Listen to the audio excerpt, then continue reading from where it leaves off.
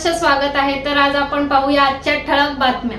भाजप महिला पदाधिकारी यांच्या मुलाचे पराक्रम, पोस्को अंतर्गत गुन्हा दाखल, 6 महिने अत्याचार करणाऱ्या नराधमास अटक। रायगड जिल्हा भाजप महिला सरचिटणीस तथा रायगड जिल्हा शांतता कमिटी सदस्य वंदना म्हात्रे यांचा मुलगा मनीष नरेंद्र म्हात्रे याने पीडित 15 वर्षाच्या मुलीवर लग्नाचे आमिष दाखवून व व्हिडिओ व्हायरल करेन अशी धमकी देऊन सप्टेंबर महिन्यापासून अनेक वेळा शारीरिक उपभोग घेऊन तिच्यावर अत्याचार केल्याचा गुन्हा पेण पोलीस ठाण्यात 24 फेब्रुवारी 2025 रोजी उशिरा भारतीय न्याय संहिता BNS 2023-64-2I 64-2M तसेच बालकाचे लैंगिक अपराधापासून संरक्षण अधिनियम 2012 4, 6, 8 पोस्कोनुसार गुन्हा दाखल झाला आहे। याविषयी सविस्तर वृत्त असे की यातील पीडित मुलगी आणि मनीष यांची स्नॅपचॅट वरून मे 2024 मध्ये ओळख झाली। त्यावर ते एकमेकांशी बोलू लागले। ऑगस्ट 2024 मध्ये मनीष याने पीडित मुलीला तू मला आवडतेस, मला तुझ्यासोबत लग्न करायचे आहे असे बोलून त्याने तिला प्रेमाच्या जाळ्यात ओढले।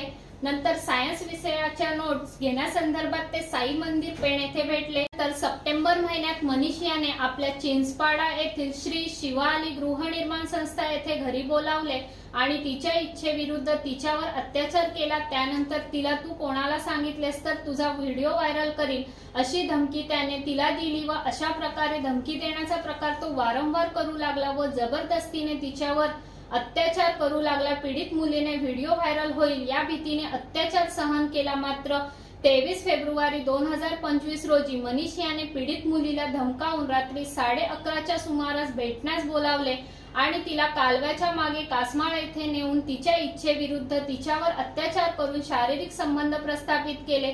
ज्या वेळेला मनीष तिच्या घराजवळ सोडण्यासाठी आला तेव्हा पीडिताच्या मुलीच्या वडिलांनी त्याला पाहिले। तोपर्यंत मनीष हा पीडित मुलीला सोडून तेथून पसार झाला होता। गेली 6 महिने अशा प्रकारे नरक यातना पीडित मुलगी सहन करत होती। तिने आपल्या वडिलांना सांगितले। त्यानंतर दुसऱ्या दिवशी मनीष याला पीडित मुलीच्या वडिलांनी त्यांच्या घरी बोलावून त्यावेळेला त्याने मी तुझ्याशी लग्न करणार नाही, मी तिला अशीच टाइमपाससाठी ठेवली आहे, तुम्हाला काय करायचे आहे ते करा, मी घाबरत नाही, माझ्या आईची वट वरपर्यंत आहे असं पीडित मुलीला व तिच्या वडिलांना धमकावून मनीष हा तेथून निघून गेला।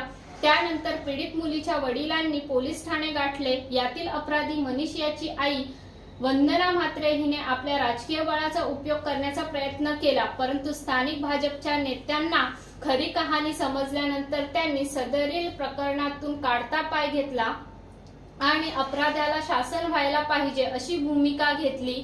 सदरील प्रकरणात पोलिसांनी योग्य तो न्यायाची बाजू घ्यावी अशी भूमिका स्थानिक नेत्यांनी घेतली। यातील अपराधी मनीष म्हात्रे याची आई भाजपच्या जिल्ह्याच्या कार्यकारिणी पदाधिकारी तसेच जिल्हा शांतता कमिटी सदस्य असल्याने यातील अपराधी आपल्या आईच्या पदाचा गैरवापर करून पीडित मुलीला व इतरही मुलींवर असा प्रकार केल्याचा तपास अंतिम समोर येण्याची शक्यता नाकारता येणार नाही।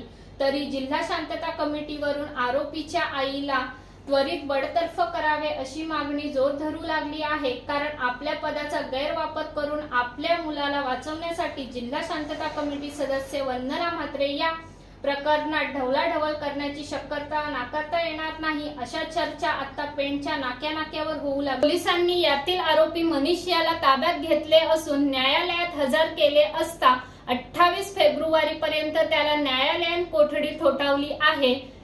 दरम्यान पोलीस निरीक्षक संदीप बागुल यांच्या मार्गदर्शनाखाली महिला पोलीस उपनिरीक्षक शिल्पा वेंगुर्लेकर अधिक तपास करीत आहेत। दरम्यान तपासाअंती अनेक धक्कादायक सत्य समोर येण्याची शक्यता नाकारता येणार नाही।